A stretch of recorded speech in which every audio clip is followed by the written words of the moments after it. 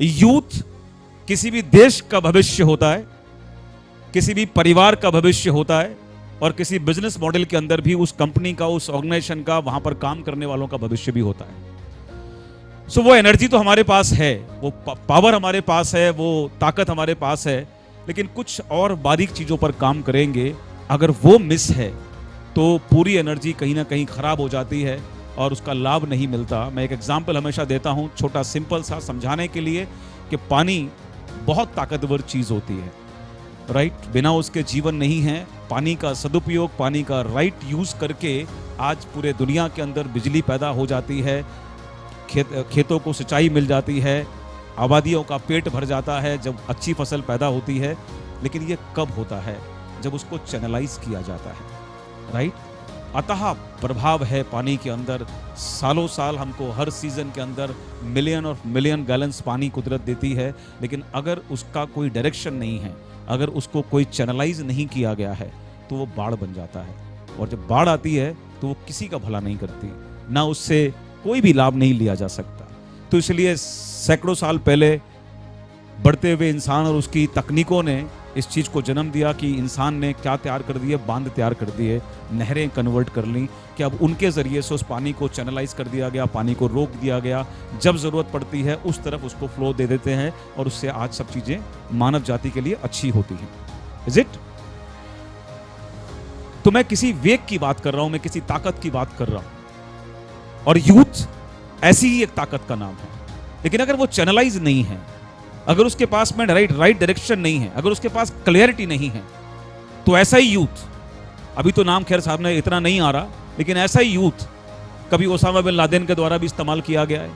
ऐसे ही यूथ का इस्तेमाल बहुत सारी इस तरह की ऑर्गेनाइजेशन ने किया है, जहां पर उन्होंने यूथ को अपने साथ उन्होंने मोल्ड किया, और उसके बाद में वो यूथ फिदाइन भी बन गया। So this is very important to understand कि हमारी स्ट्रेंथ क्या है, हमारी पावर क्या है। अगर हम राइट डायरेक्शन में जाएंगे तो अपने खानदान की हिस्ट्री और ज्योग्राफी हम दोनों एक दिन चेंज कर देंगे। और अगर वो डायरेक्शन सही दिशा में नहीं मिल रहा है,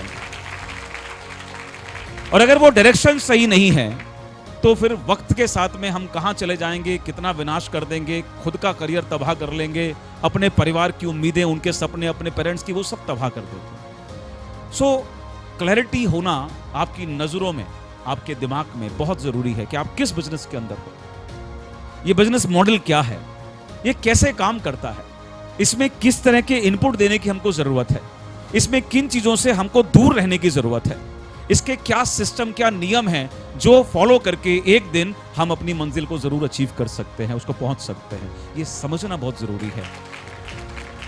पिछले 20-22 सालों में मेरे तजुर्बे में नंबर्स ऑफ कंपनी के अंदर काम करने वाले नंबर्स ऑफ लीडर्स से मिला,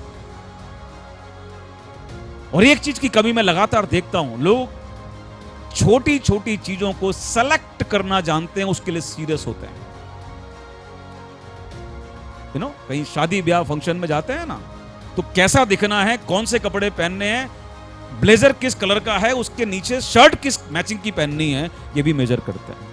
उसके साथ शूज कौन से मैच करेंगे, ये भी मेजर करते हैं। घर में खाना आज शाम को क्या खाना है, तुम्हारे घर की महिलाएं, मदर, वाइफ, भाभी जो भी हैं, वो तुमसे पूछती हैं आज घर में क्या बनना है। इतनी बारीक बारीक चीजों को तो तुम सेलेक्ट करते हो। जिंदगी बदलने वाले प्लेटफॉर्म को बारीकी से नहीं देखने का टाइम निकालते हैं।